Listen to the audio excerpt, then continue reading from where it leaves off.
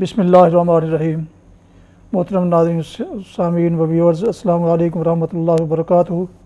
امید ہے کہ اللہ تعالیٰ کے فضل و کرم سے خیریت سے ہوں گے۔ اللہ تعالیٰ آپ کو، آپ کے اہل خانہ کو ہمیشہ اپنے حفظ و امان میں رکھے، آمین۔ راہ ہدایت و نجات کے سلسلے کا ولاگ درس قرآن کا آغاز کرنے جا رہا ہوں اپنے یوٹیوب چینل سے۔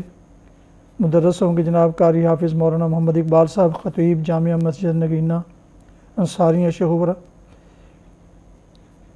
شروع کرنے سے پہلے گزارش ہے کہ اگر آپ نے ابھی تک میرے یوٹیوب چینل کو سبسکرائب نہیں کیا تو پلیز سبسکرائب کر کے، لائک کر کے اور شیئر کر کے بیل آئیکن کو ضرور پریس کر دیجیے گا، تاکہ ایسے روحانی اور قرآنی ولاگز جو سراسر باعث خیر، باعث برکت اور باعث ثواب ہیں وہ آپ تک اور دوستوں تک باقاعدہ اور بر وقت پہنچ سکے۔ اگر آپ نے سبسکرائب کیا تو آپ کا بہت شکریہ، بے حد شکر گزار ہوں۔ شروع کرتے ہیں درس قرآن۔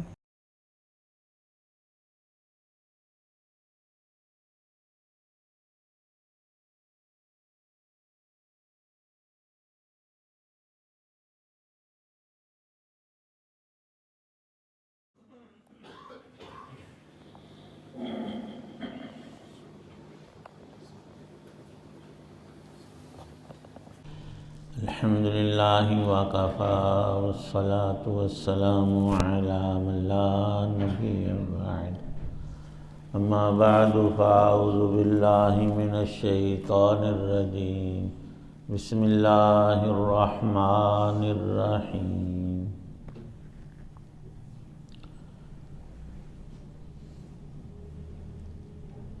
وَلَقَدْ خَلَقْنَا السَّمَاوَاتِ وَالْأَرْضَ وَمَا بَيْنَهُمَا فِي سِتَّةِ أَيَّامٍ وَمَا مَسَّنَا مِن لُّغُوبٍ فَاصْبِرْ عَلَىٰ مَا يَقُولُونَ وَسَبِّحْ بِحَمْدِ رَبِّكَ قَبْلَ طُلُوعِ الشَّمْسِ وَقَبْلَ الْغُرُوبِ وَمِنَ اللَّيْلِ فَسَبِّحْهُ وَأَدْبَارَ السُّجُودِ۔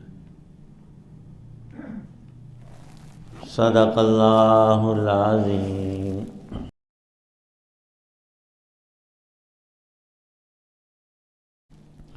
اور ہم نے سارے آسمان اور زمین کو 6 دن میں پیدا کیا، اور ہمیں ذرا سی تھکاوٹ بھی چھو کر نہیں گزری،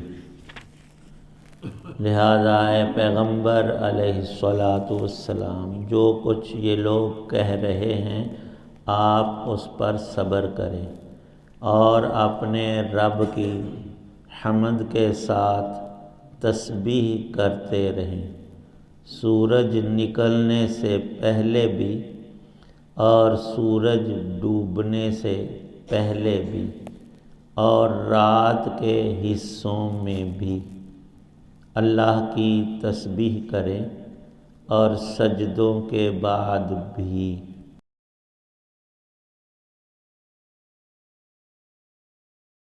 سورہ قاف کی آیت 38، 39 اور 40 ہیں۔ اللہ تعالی شانہ نے اپنی عظیم بلند و بالا صفات کو کثرت سے ذکر فرمایا اپنے کلام کے اندر۔ یوں تو سارا قرآن پاک ہی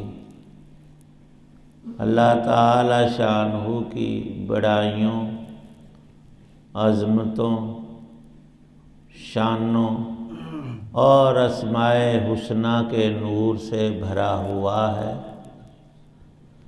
چند ایک چیزیں جن کو ہم دن رات دیکھتے ہیں پر غور نہیں کرتے۔ کوئی انسان اچھا مکان زیادہ پیسے لگا کر ذرا وسیع کر کے بناتا ہے، جہاں عام لوگ چند لاکھ کا مکان بنائے ہوئے تھے، اس نے 5-7 ارب روپیہ خرچ کر ڈالا، اور اب اتراتا ہے آؤ لوگوں دیکھو یہ میرا محل ہے۔ انسان کا محل تو قبر ہے، پر ہم اس کے متضاد الٹ میرا اس کو کہتے ہیں۔ وجہ بالکل صاف ظاہر ہے اس گھر میں تو 5-10 سال رہ لے گا، اور پیدا ہوتے ہی ایسے کرتوت کوئی نہیں کرتا۔ اس وقت اس بندے کی جو اب شانیں دکھا رہا یہ تھا ہی نہیں، پیدا ہونے کے ساتھ چلتا نہیں تھا، بیچارے کو ماں باپ اور دوسرے انسانوں کے سہارے کی ہر وقت ضرورت تھی۔ پیشاب پخانہ وہیں، گندگی نجاست ساری، ماں نے اسے دھویا، اور کل وہ کھوتیا طرح سب تو چوکھے ٹیٹنے بھی ماں تو حالانکہ ماں اور باپ کے برابر دنیا کے باقی انسانوں کا تعلق ہو ہی نہیں سکتا۔ یہاں ماں کی محبت بھی بڑی عجیب، اور اس پہ بہت واقعات ایک ظالم کے بارے لکھا ہے۔ حکایت ہی ہے کہ اس کو کسی گندے شخص، ساحر، جادوگر، یہ ٹونے ٹوٹ کے اکثر یہ عیسائی بد مذہب ہندو وغیرہ ہوتے ہیں، اور اب ہم کہتے ہیں نہیں مسلمانوں نے بڑا کاروبار، وہ بھی سارے فراڈی ہیں، لوگوں کا پیسہ تو لوٹتے ہیں، ساتھ میں ایمان بھی خراب کرتے ہیں، اور عجیب و غریب آئندہ کی باتیں بتاتے ہیں کہ تمہارے ساتھ یوں ہوگا، اپنا پتہ نہیں۔ ایک بڑا عالم وہ دعوے بڑے کرتا ہے اور تیر تکے لگاتا ہے، کئی باتیں اس کی بالکل کریکٹ ہوتی ہیں، لوگ سمجھتے ساری ہی ایسی، وہ تو ہم بھی کہیں آپ کے بارے میں تو ایک آدھ سچی نکل آئے، وہ تو اندازہ ہوتا ہے۔ اب ایک دن دعویٰ کیا، اگلے دن بیچارہ بیمار، اور بیماری اپنی نہیں سنبھالی گئی ہسپتال، تو اس وقت بندہ پوچھے کہ تجھے تو سارا پتہ تھا، خود کہتا ہے کہ میں نے کھانے میں بے اعتدالی کی، گھٹ ود کھا لیا، اس وجہ سے مجھے پیچش اور یہ عارضہ، اور جب بچہ تھا چلنے کے قابل نہیں، تھوڑا سا بڑا ہوا تو اس نے گھسٹ کر زمین پر چلنا، اور پھر ماں کی انگلی اور دوسروں کے سہارے ایک ایک قدم، اور پھر ذرا اوپر ہوا اور حالات موافق تھے، اسباب ہاتھ آئے، تو اس شداد نے دنیا میں، وقت کے نبی نے بتایا کہ یہ رہنے کی جگہ نہیں، وہاں جنت ہے، وہ ہے اصل ٹھکانہ۔ کہنے لگا ہم یہیں بنا لیتے ہیں، ہمارے پاس دولت کے انبار، بڑے نوکر چاکر اور حکومت ہماری۔ اس نے ایک جنت وضع کی، پوچھا کہ وہاں کیا کیا ہوگا، بتایا گیا کہ وہاں کی تعمیر ان اینٹوں پتھروں کی نہیں، سونے اور چاندی کی اینٹیں وہ ظالم نے وہی مہیا کی، اور پھر ایک جنت بنائی۔ اور پھر بندہ تھوڑی سی کامیابی پر ہمیشہ زیادہ اترانے لگتا ہے، میرا محل دیکھو اس میں کوئی نقص تو نہیں، اور بورڈ آویزہ کیا باہر، ایک واقعہ لکھا ہے، تو کوئی اس میں غلطی نکالے اسے 1,00,000 روپیہ انعام، تعمیرات میں سب سے اول، اور فلاں فلاں کاریگر ان کے نام لکھے ہیں، انجینئر، اس نے یہ نقشہ ڈیزائن کیا اور بنایا، اور یوں اور یوں۔ کچھ دن گزرے، ایک سادہ سا شخص گیٹ کیپر کو کہنے لگا اپنے مالک کو کہو اس گھر کے کہ 1,00,000 روپیہ لے کر دروازے پہ آئے، بلکہ 2 لے آئے، بہتر ہے، ایک غلطی نہیں، اس میں 2 ہے۔ اس کو وہ بڑا سٹ پٹایا، ہم نے کسر چھوڑی کو نہیں، یہ کون آ گیا غلطیاں نکالنے والا عمارت میں؟ کہا کہ اندر ہی اسے بلا لو۔ پوچھا کیا اس میں نقص ہے؟ کہا 2 خرابیاں ہیں، اور بہت بڑی خرابیاں ہیں۔ ایک تو یہ ہے کہ چند دنوں میں 2 4 سال 10 سال گزریں گے، یہ پرانا ہو جائے گا، کہیں سلابہ نظر آئے گا، کہیں کچھ آئے گا، خرابیاں تیرے آنکھوں کے سامنے، اور پھر عمارت جو ہے وہ 100 سال 50 سال کے بعد بوسیدہ پرانی اس کی چھتیں گرنے کو آ جاتی ہیں، یہ ہمیشہ نہیں رہے گا، مکان تیرا ہمیشہ نہیں رہے گا، ختم ہو جائے، اور تو بھی اس میں ہمیشہ نہیں رہے گا۔ یہ دو بڑی خرابیاں ہیں۔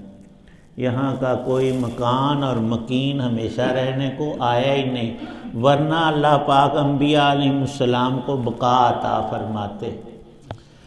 فرمایا کہ آسمان کو دیکھو، زمین جس پر چلتے ہو، یہ سارا نظام اللہ پاک نے اکیلے خود اپنی قدرت سے وضع کیا ہے، کوئی شے غیر کی بنائی ہوئی نہیں۔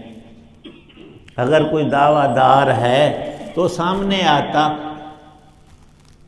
ہزاروں سال بیت چکے اور اللہ پاک نے اول روز سے فرمایا کہ ہم نے پیدا کیا، جو کچھ بھی پیداوار ہے، پیدائش ہے، مخلوق ہے، تخلیق ہے، وہ صرف اللہ کی ہے، دوسرا ساتھ ہے ہی کوئی نہیں۔ بنی اسرائیل کا ایک بڑا نیکوکار شخص تھا، ایک دن باہر نکلا، ایک پہاڑ کو دیکھا، دور دراز تک بہت لمبا چوڑا لیکن بالکل خشک۔ کہنے لگا یا اللہ پاک، اس پر بھی تو سبزہ اگا دیتا، آبشاریں ہوتی، پانی ہوتا، درخت ہوتے، پودے، ہریالی، پرندے چہچہاتے۔ اسے الہام کیا گیا، اللہ نے ہی دل میں بات ڈالی کہ ظالم تو میرا بندہ تھا، عبادت کرتا تھا، مجھے معبود اور خالق مانتا تھا، تجھے وزیر اور مشیر کس نے بنا دیا؟ اللہ بادشاہ ایسا نہیں کہ اس کے بھی وزیر ہوں اور مشیر ہوں اور مشورہ اسے دے۔ بڑا نادم ہوا کہ یا اللہ میں نے یہ غلطی کی ہے، جو چیز تو نے جیسے بنائی ہے وہ سب سے اعلیٰ وہی ہے، بہتر وہی ہے۔ اللہ پاک فرماتے ہیں ہم نے 6 دن میں زمینوں، اللہ تو 1 سیکنڈ سے پہلے بنا سکتے تھے۔ لکھا ہے مفسرین نے ہم بندوں کو تعلیم دی ہے، جب رب کام کو وقت کے ساتھ مقید کر کے بناتے ہیں، حالانکہ اسے قدرت ہے 1 سیکنڈ سے پہلے سب کچھ بنا لینے کی، اے بندے تو بھی ترتیب سے کام کیا کر، اوقات کا لحاظ رکھا کر۔ کیسے؟ سب سے پہلے نمازوں کا ذکر فرمایا اور یہودیوں کا منہ توڑ جواب بھی دیا۔ وہ بکواس کرنے لگے، ان کی کتاب میں اتنا ہی تھا کہ اللہ نے 6 دن میں زمین و آسمان ساری چیزیں پیدا کی، تو انہوں نے ایک بات اپنے پاس سے گڑ کر لگا لی کہ 7ویں دن اللہ تھک گیا تھا، نعوذ باللہ اس نے ریسٹ کیا۔ اتوار سے لے کر جمعے تک یہ سب کچھ پیدا کر کے ہفتے کو اللہ نے چھٹی کی، نعوذ باللہ۔ اللہ پاک فرماتے ان بد دماغوں کو دیکھو، یہ رب کو اپنے اوپر قیاس کرتے پھر رہے ہیں کہ انسان تھک جاتا ہے تو وہ بھی ایسا ہوگا۔ فرمایا وما مسنا من لغوب، تھکنا تو کجا، تھکاوٹ نے اللہ پاک کو چھوا بھی نہیں، اس کی ذات میں یہ تھکاوٹیں مکاوٹیں ہرگز نہیں ہیں۔ اور اگلی بات یہ ارشاد فرمائی حق تعالی شانہ نے، خطاب کیا نبی پاک صلی اللہ تعالی علیہ وسلم سے اور درس دیا پوری امت کو، ہر انسان کو کہ فاصبر علی ما یقولون، جو برے لوگ بری بات کہیں اللہ کے بارے میں، اس کے نبیوں اور اس کے کلام کے بارے میں، ان لوگوں سے اللہ خود نمٹ لے گا۔ آپ حق بیان کرنے کے بعد اللہ کی عبادت میں لگ جائیں، ان کے در پہ ہونا یہ آپ کی ڈیوٹی میں نہیں۔ کوئی مانتا ہے اس نے اپنا بھلا کیا، انکار کرتا ہے تو اپنا برائی اپنے سر لی۔ ارشاد ہے سبح بحمد ربک، عقائد کے بعد اعمال کے اندر سب سے پہلے اور سب سے زیادہ قرآن پاک میں نماز کا ذکر ہے، نزا ذکر نہیں، تلقین ہے، اقامت ہے، خود پڑھنا، گھر والوں کو پڑھوانا، سب کو کہنا کہلانا۔ یہ نماز کے بارے میں تفصیلی بیانات ہیں قرآن کے، اور عجیب بات ہے، دوسرے پارے کے پہلے صفحے میں نماز کو اللہ پاک نے عین ایمان کہا ہے، لا یضیع ایمانکم۔ اور 15ویں پارے میں فجر کی نماز کا ایک اور نام مفسرین نے بتایا، ان قرآن الفجر کان مشہودا۔ فجر کی نماز ایک نام تو فجر ہے اور دوسرا نام صبح کی نماز کا قرآن ہے، جس میں قرآن زیادہ دوسری نمازوں میں پڑھا جاتا ہے۔ دوسری نمازوں کے مقابلے میں یہاں اللہ نے نمازوں کا نام تسبیح رکھا ہے۔ حقیقی اللہ کی سب سے بڑی یاد، اس کی عبادت، اللہ پاک کی تسبیح، وہ نماز ہی تو ہے۔ فرمایا ہے اللہ پاک نے، سبح، اے نبی علیہ الصلاۃ والسلام، آپ نماز پڑھیں رب کا، اپنے رب کی، قبل طلوع الشمس، فجر کی نماز سورج نکلنے سے پہلے، وقبل الغروب، سورج غروب ہونے سے پہلے بھی 2 نمازیں پڑھیں، ظہر اور عصر، وَمِنَ اللَّيْلِ، رات کو بھی 2 نمازیں، ایک مغرب کی رات شروع ہوتے ہی اور ایک عشاء کی نماز۔ اور ارشاد ہے اللہ پاک کا، فَسَبِّحْ، ایک نماز اور بڑی اہمیت والی، وہ تہجد کی، جس کو نصیب ہو جائے وہ اللہ کے خاص بندوں میں، اولیاء کرام میں داخل ہو جاتا ہے۔ کیوں؟ یہ وہ وقت ہے جس میں سب سے زیادہ رحمت اللہ پاک کی اترتی ہے اور انسانوں کو، لینے والوں کو ملتی ہے۔ جو مانگنے نہیں آتا، دامن نہیں پھیلاتا، اس کے لیے یہ نہیں ہوتی۔ یہ رات کے آخری حصے میں جتنے اللہ کے نبی تشریف لائے دنیا میں، اور جتنے نیک لوگ گزرے یا اب موجود ہیں، وہ اس وقت کو ضائع نہیں کرتے۔ تہجد کے وقت میں اللہ سے، اللہ کی عبادت، چند رکعت نفل نماز، دعا، استغفار، یہ ساری چیزیں مطلوب قرآنیہ اور مقصودات میں مذکور ہیں۔ فرمایا اللہ پاک نے، فَسَبِّحْ وَأَدْبَارَ السُّجُودِ، ادبار السجود، نماز پڑھ لو تو بالکل چھٹی نہیں، پھر اللہ کی تسبیح کرو۔ 2 معنی لکھے ہیں، ایک یہ کہ یہ جو ہم سبحان اللہ، الحمدللہ، اللہ اکبر پڑھتے ہیں، اور وہ مسنون دعائیں جو نمازوں کے بعد کثرت سے نبی پاک صلی اللہ علیہ وسلم سے منقول ہیں، ان میں ایک عظیم ترین دعا یہ بھی ہے، ارشاد فرمایا حدیث پاک میں کہ نبی پاک صلی اللہ علیہ وسلم نماز کے آخر میں اپنی دعا کے اندر اللہم اجرنی من النار اور اللہم انی اعوذ بک من عذاب القبر، آپ قبر کے عذاب سے پناہ مانگتے تھے۔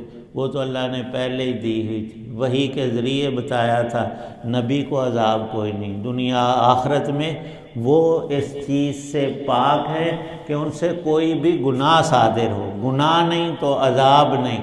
یہ ہمیں بتایا ہے کہ یہ تمہارے کام کی چیز ہے، تم نے قبر میں جانا ہے تو اس سے پہلے استعاذہ کرو، رب سے معافی مانگو کہ اے اللہ وہاں میں اکیلا ہوں گا۔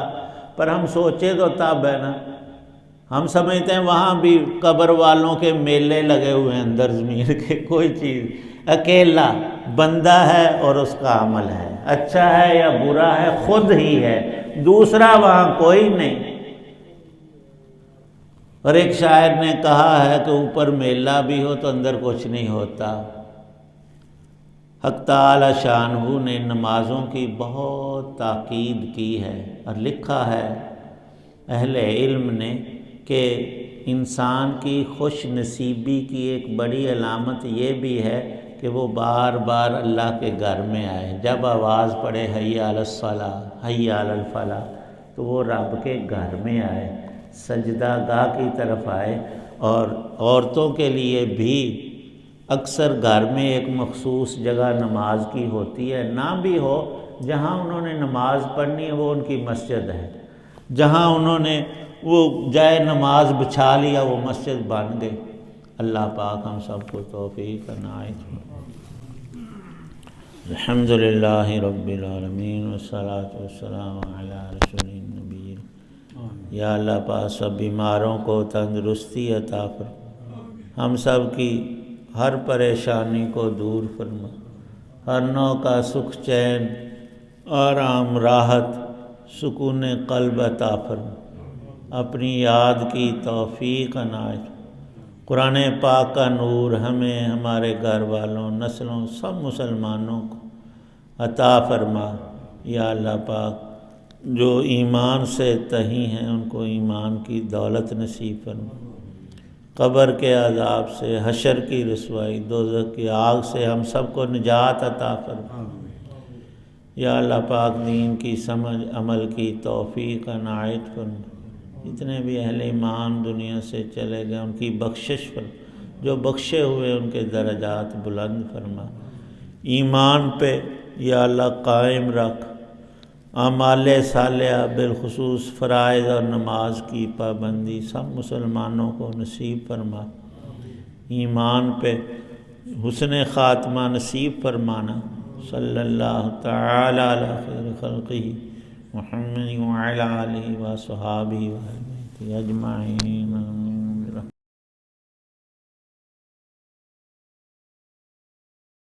ناظرین، ابھی ویورز، ابھی آپ دیکھ رہے تھے اور سن رہے تھے راہ ہدایت و نجات کے سلسلے کا ولاگ درس قرآن، جس میں آج سورہ قاف کی آیات مبارکہ 38 تا 40 کی تلاوت، ترجمہ و تفسیر بیان کی گئی، اور مدرس تھے جناب مولانا محمد اقبال صاحب، اور میں نے اپنے یوٹیوب چینل بشیر رشیدی سے آپ کی خدمت میں اسے پیش کیا۔